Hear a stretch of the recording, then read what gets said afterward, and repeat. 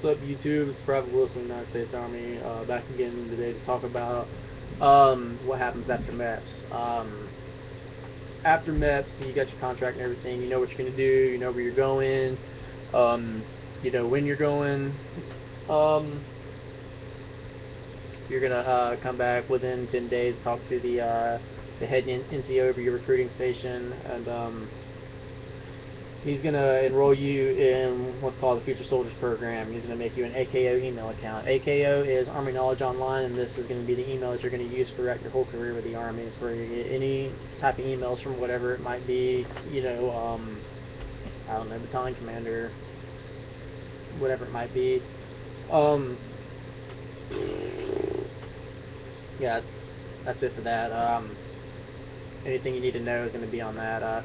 You're going to get enrolled in the Future Soldiers Program, and you're going to go online, and you got to take like 16 classes, something like that. And they're not that bad. All they do is prepare you for basic. Really, it's going to just be lessons and quizzes and tests on things like drill and ceremony, military time, soldier's creed, 3 general orders, you know, warrior ethos, which are inside the soldier's creed. This is all the stuff you need to know. It's basically going to help you for basics. So I recommend doing them as soon as possible and keep going over them until you leave. But I'm pretty positive the Future Soldier Program is only for people who aren't getting to leave fast. It's for the ones who have to wait like at least 3 months, which then you're placed in the Delayed Entry Program, which is called DEP.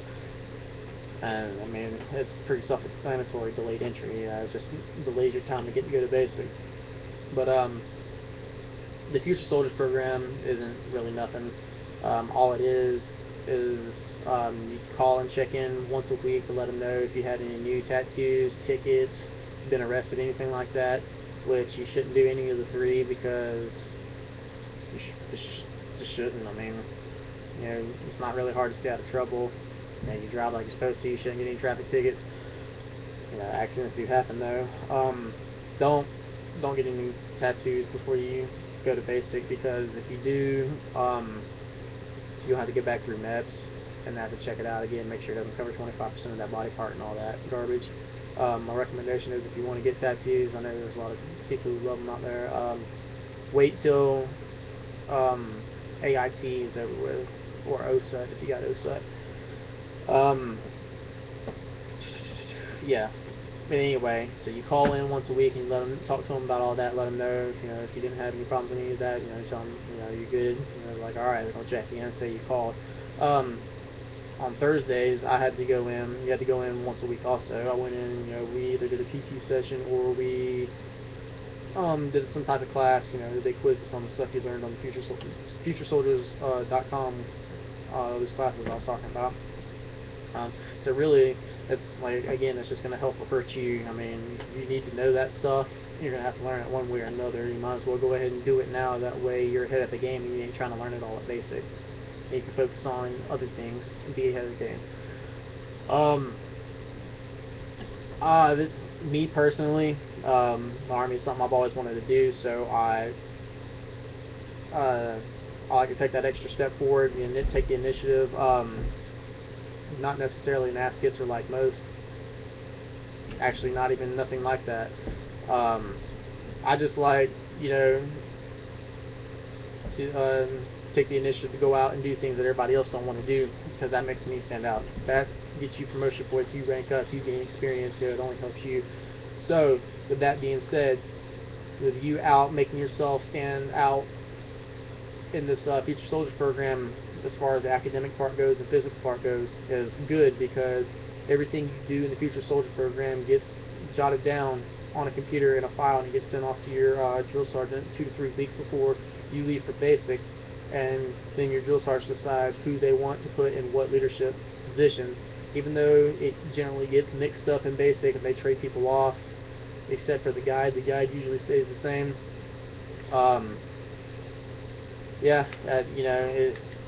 You can get promoted before you leave basic, because of how well you perform. It's all on how you perform.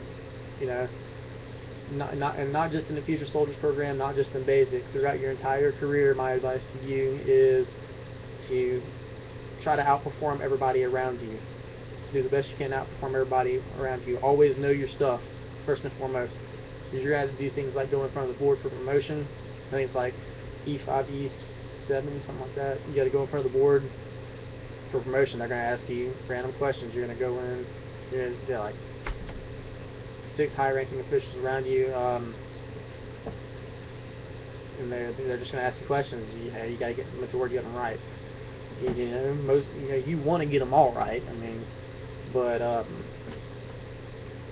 yeah, like I said, if you perform well, the rewards are good.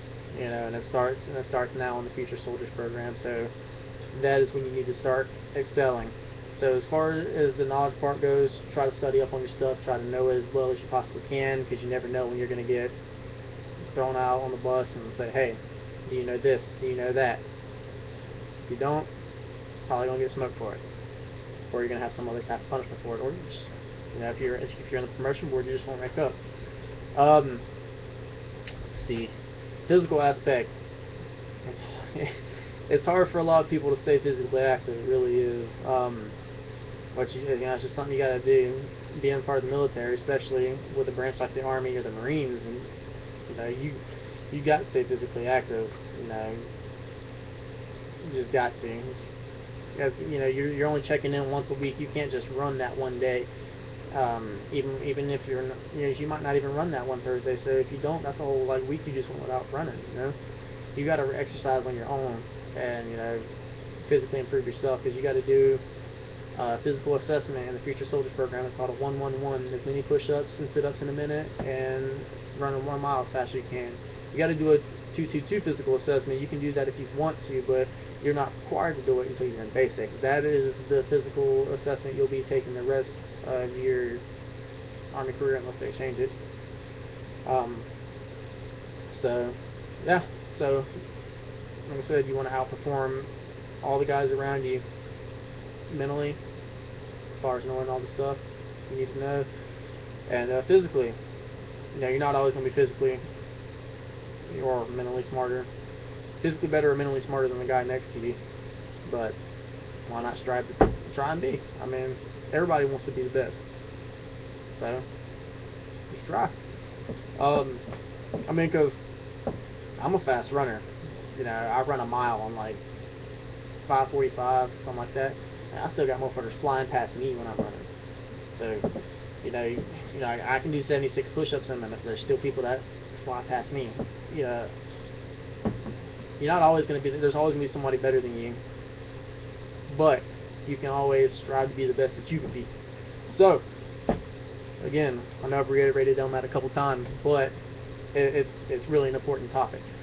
So, anyway, also another note on the Future Soldier program: you can be promoted before you leave for basic. A lot of people who did JROTC in high school, I didn't have that because I went to a private school.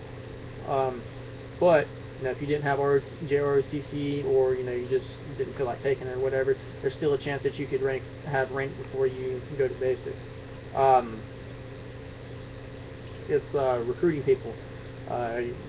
You get recruiting cards from your recruiters, and you try to go out and recruit people. And they tell you bring in 5 a month or something like that till you leave, because generally 1 and 5 are going to actually sign up.